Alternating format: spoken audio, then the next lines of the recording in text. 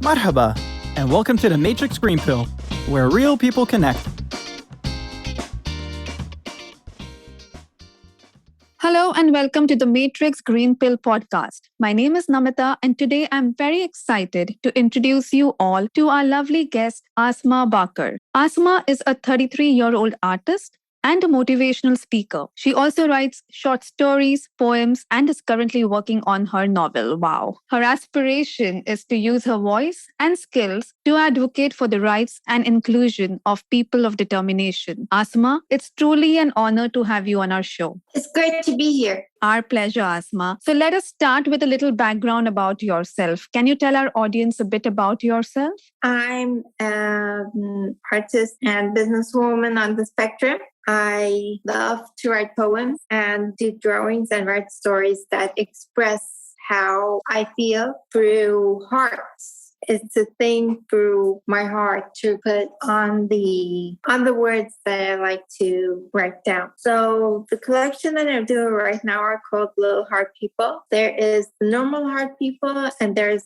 the Arabic collection that I'm starting on right now. Wow, that sounds very interesting. And I'll come to that a little later in our questions to further explore what this Little Hearts thing is all about. But before that, I would like to know, when did you discover your artistic or creative side, Asma? A decade ago, my dad and grandmother passed away 10 days from each other. It was such a hard time for me, thinking that I was blaming myself for their deaths. I went into a depression. Thing that helped me, I stopped looking at things that would happen if I would go out. So I emptied my mind, I closed my eyes, and I started listening to the rhythm of my heart. And that's when I came up with the whole Heart People collection. Really, sometimes these bigger challenges bring out the best in us, right, Asma? You've really taken a very courageous turn there, and that's really good to know that you brought out such a positive and creative side out of this big challenge that you went through. So who is your biggest inspiration to pursue your artistry? Inspiration, that's hard to say. I've got a lot of people who I really depend on with this. There's my mom, my mentor, Gulshan. Zara's here as well, helping me along. And there's Andrew and my cousin Abdullah, unfortunately, for some reason. He's always making me smile when I feel down.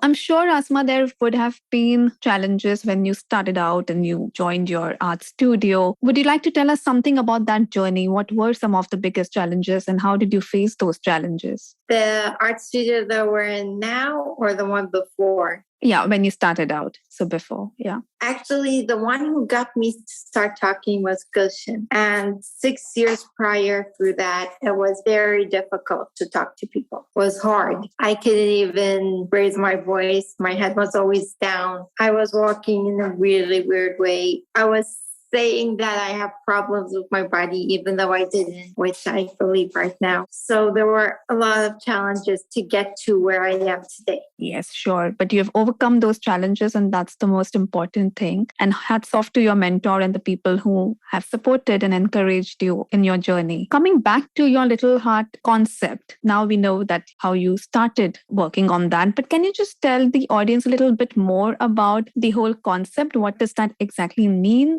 The Little Heart People are stories that my dad and grandmother used to tell me and some of my life journeys as well. So considering that the Little Heart People explain the story in a way that children and adults can understand, and it shows a little of the details that are in the story to make them understand that not everything is perfect, but it can be if you work on it very hard. So, Asma, currently the one event that has been trending all across the region is Expo 2020. And we know you were involved with the event with Expo 2020 at the Sustainability Pavilion. Can you tell us a bit more about what exactly you were doing there and how was your experience like? It was the awareness inclusion of people of determination. I wrote a song about it and they actually let me sing it when I was standing in front of the audience. That must have been a very thrilling experience. That's one. And then there was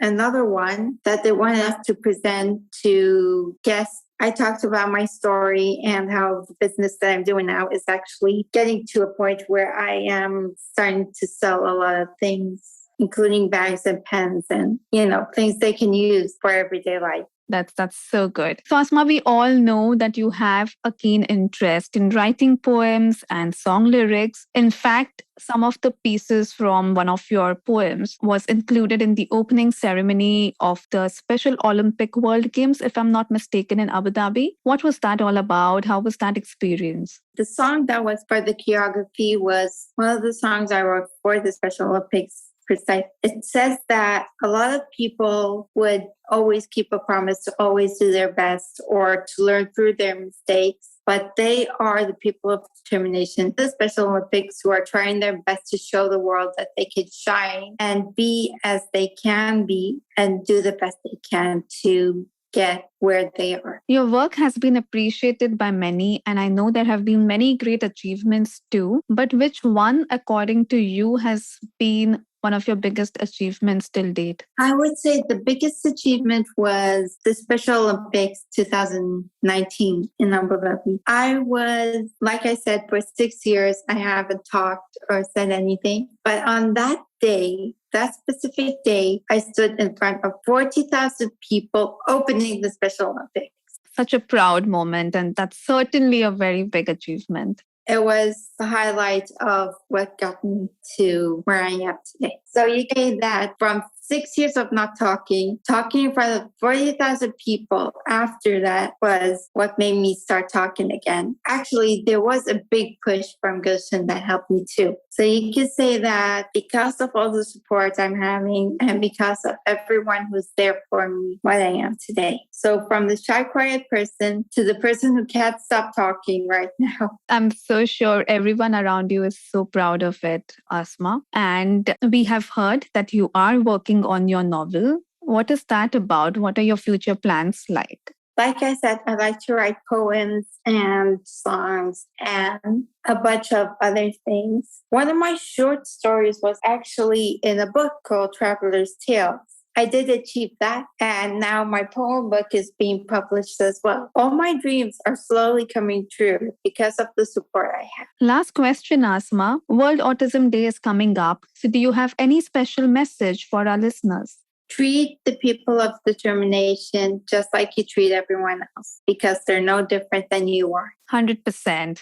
Agree, completely agree. Asma, now we have come to a fun part of this show, which is called the rapid fire questions. So it's actually our version of a game show where I'll be asking you 4 questions and you can just give me instant responses. What's that first thought that comes to your mind after I ask you the question? Are you ready? Yes. Great. So your favorite place in the UAE? Next chapter, my studio. Who is the one person you would like to draw if given a chance? My dad. Oh, who's the artist that inspired you a lot? Gulshan. And who's your favorite Disney character? Oswald, the lucky rabbit. Amazing. Great. You did very well. That was indeed very rapid. So before we wrap up our show, we would like to ask you about your big green pill moment. So if you took the green pill to go back in time and change one thing about your journey, what would it be? It would be to get out of my room. Those 6 years were very hard, but I should have gone out and see the world, how it changes, how lovely it became. And missing out in that whole thing was a mistake. Okay, Asma, but now that you're out and about, I'm sure you are proud as much as we all around you are proud of your achievements. So thank you for sharing your fantastic and inspiring story with us today. I'm sure our audience will thoroughly enjoy this conversation as much as I have. But before we say goodbye, could you please tell our listeners where they can find and follow you? We are going to put this in the show notes as well. If you want to share your social media handles with us, please go ahead. There is my Instagram page that they can follow me on, @Asma Bakr, and we're working on a website, which is www.asmabakr.com. Perfect. Thank you once again, Asma, for joining us today, and we wish you all the very best for your future. Thank you very much. If you enjoy our conversations, please like and subscribe. See you next Wednesday.